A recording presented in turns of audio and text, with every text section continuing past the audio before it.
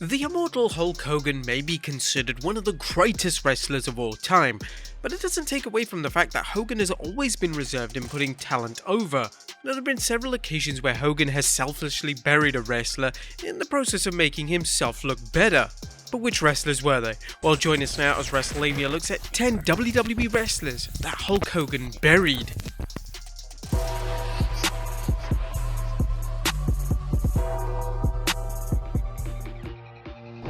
Be sure to subscribe and hit that notification bell for daily wrestling videos and follow us on Facebook for exclusive lists. Number 10. The Ultimate Warrior. A WrestleMania 6 featured an absolute dream match as Hulk Hogan and the Ultimate Warrior collided for the WWE title.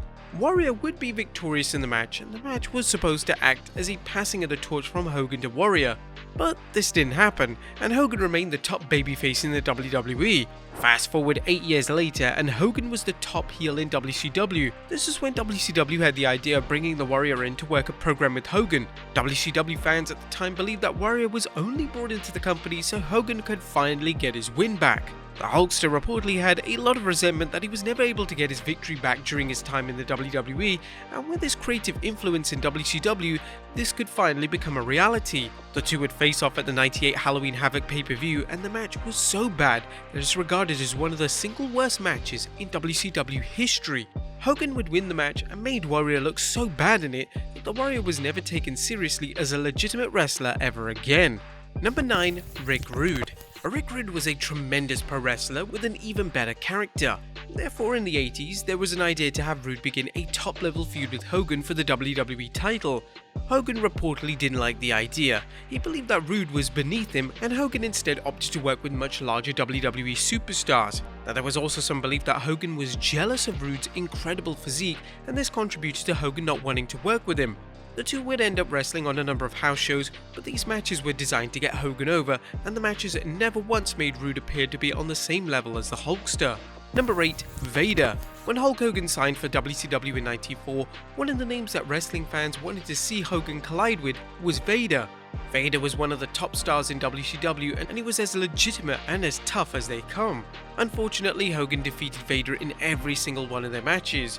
Even worse was the fact that during the build to these matches, Hogan always got the better of VADER, and it was never in doubt who was going to come out on top.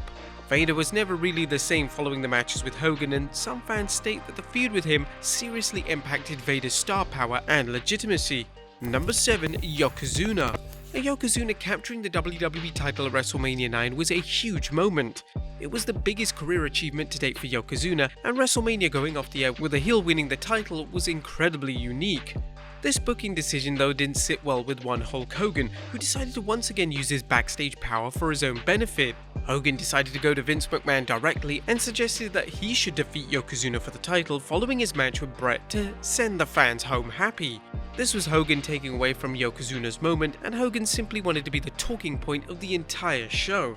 Vince reluctantly agreed, and Hogan would end up defeating Yoko in 22 seconds to capture the title in one of the most unnecessary burials of all time.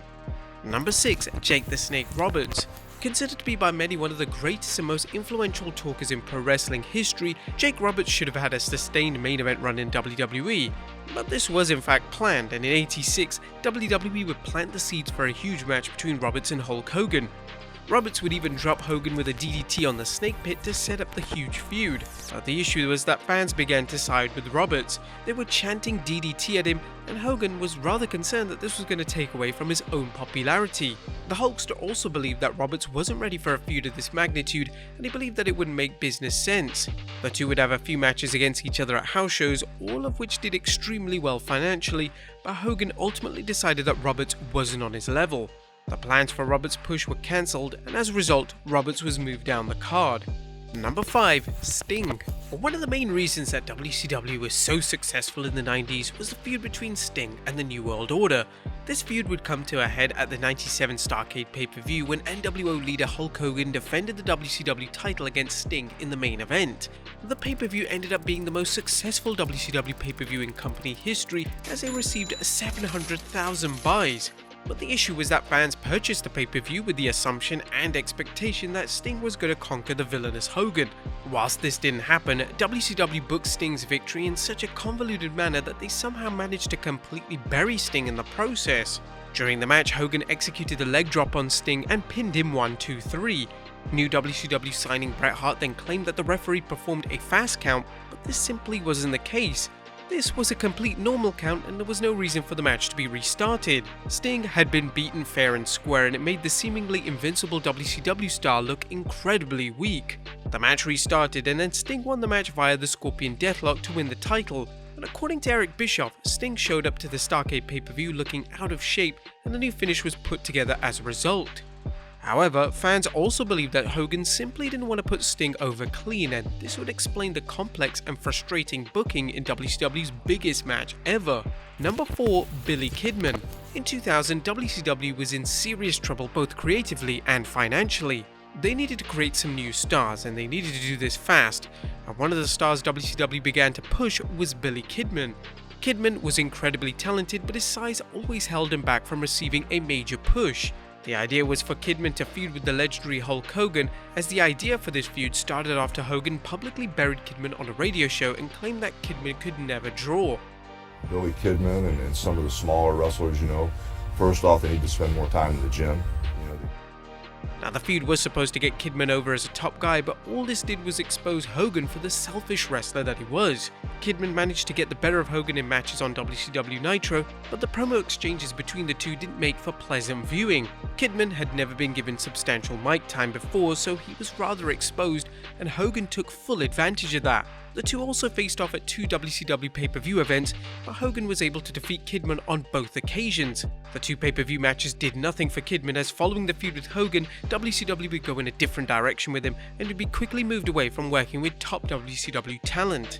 Number 3. Shawn Michaels. Hulk Hogan was and continues to be the master manipulator. He was prone to changing booking plans and dropping out of matches if he knew he had to put someone over. This was the case when Hogan began a dream feud with Michaels in 2005.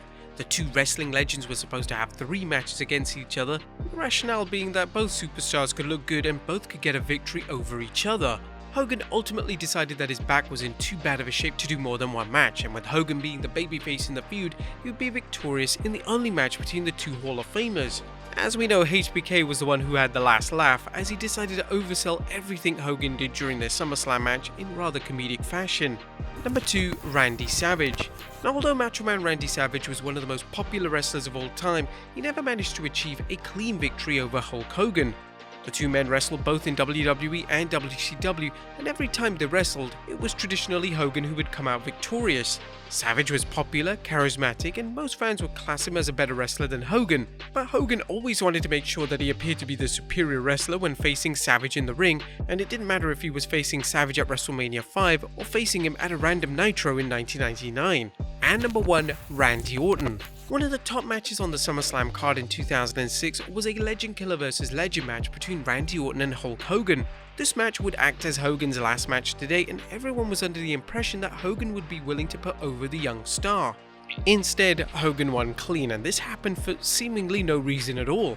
To make things worse, following Hogan defeating Orton, Hogan made public comments stating that his match was the best match on the entire pay-per-view. He would also state that the crowd was dead before he came out to face Orton. Now, for some context, only 2 matches took place before Hogan's match, and one of them featured Rey Mysterio, who received one of the biggest ovations of the entire pay-per-view. Criticism was and continues to be offered towards Hogan for not putting over Orton, but thankfully Orton's career didn't suffer from Hogan's selfishness. But there you have it, folks, 10 WWE wrestlers that Hulk Hogan buried. Be sure to leave your comments down below, and I'll see you next time with some more wrestling content.